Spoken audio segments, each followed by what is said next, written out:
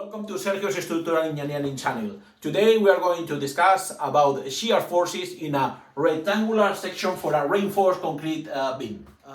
Concrete working simultaneously with bending and shear stresses is a complex mechanism to be explained. Complex phenomena could be explained using the truss analogy, an idea generated by the Swiss engineer called Ritter. We are studying a reinforced concrete beam subjected to a positive bending moment, and then we study, for example, this cage, this joint of the reinforcement cage. We realize that there's a longitudinal reinforcement in tension. We are going to have here a vertical reinforcements that represent the stirrup, and then we are going to have here some diagonal compression through the concrete. All this joint has to be in balance. That means that the shear forces has to be resisted by the stirrup. The concrete has to resist the diagonal effect through the web, and also there will be an increase of the stress on longitudinal reinforcement at the bottom of the beam. Let's establish and study the balance of forces around the joint that we were studying for the truss analogy. So if we are assuming that the reinforcement, bottom reinforcement is in tension, and we start the balance from this side for member 1, then we get out from the joint. After that, we are going to go up with the stirrup. This is called 2, and this is called 1. Then will appear that compression in diagonal, 3. And if we want to close the free body diagram, then we have to go with the number 4, starting from this point to reaching where we starting the balance forces. So the assumption is correct. The stirrup is in tension as well as the bottom reinforcement, and the compression should be applied on the concrete through the diagonal. Let's deduct the equation that describes the behavior or the stirrups in against the shear forces, and also we are going to deduct the equation that describes the compression in the concrete. One of the first things we have to do in order to study shear forces is to establish where is the slope, where is the inclination of the compression diagonal through the web of the beam. Whatever the angle it is, we are going to call it alpha.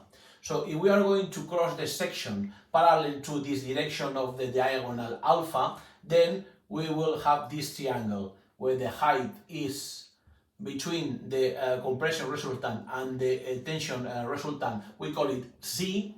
And the dimension of this, the base of this triangle, is zeta cotangente alpha. In order to deduct the equation for the shear reinforcement, we are going to use this diagram.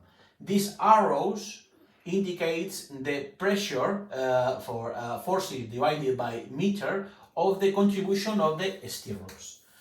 Mathematically, Fw is equal to design shear forces divided by zeta cotangent alpha, and this is a pressure expressed in kilonewton divided by linear meter. Find Fw is equal to the area of the transversal reinforcement, we call it AST, divided by the spacing, the distance between stirrups, and multiplied by the factor yield strength for the stirrup reinforcement.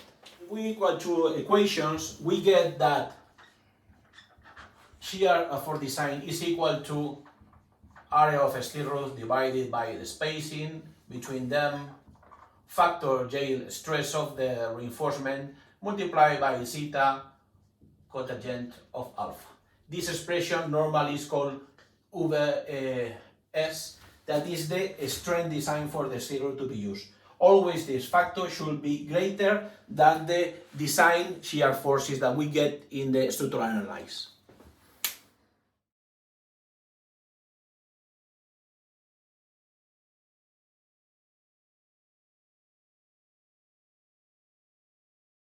Let's start now the equation for the concrete placed on the diagonal of the web.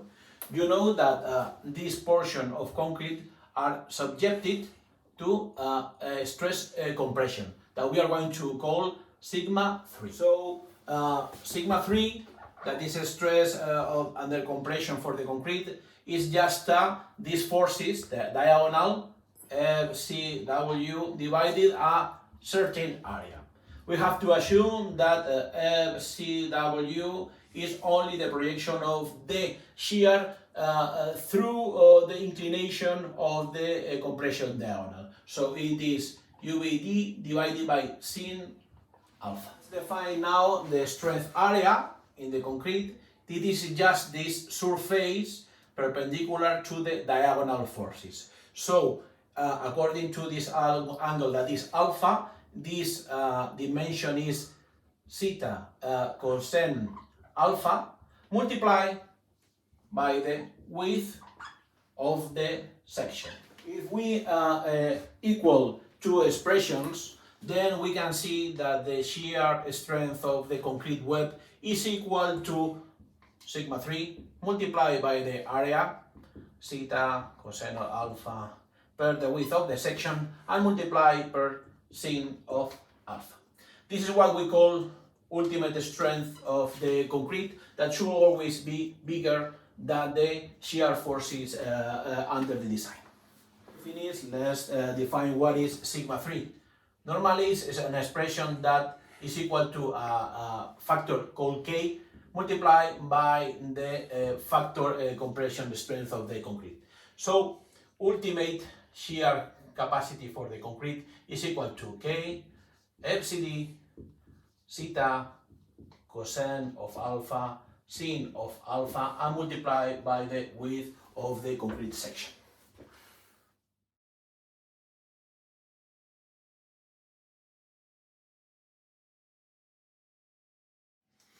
As you can see in the Excel sheet shared in the screen, we have represented different values for the strength of the stirrups and different values for the concrete strength in the diagonal of the web. Each of the values related with several inclination of the concrete strut for a certain case. If we want to represent these values associated with each of the angles to the following graphical or illustration or figure, we can see that they cross in one point. The intersection of the both curves are located at 36.9 degrees. This point represents the optimal design in terms of shear reinforcement and compression concrete strength for the diagonal strut.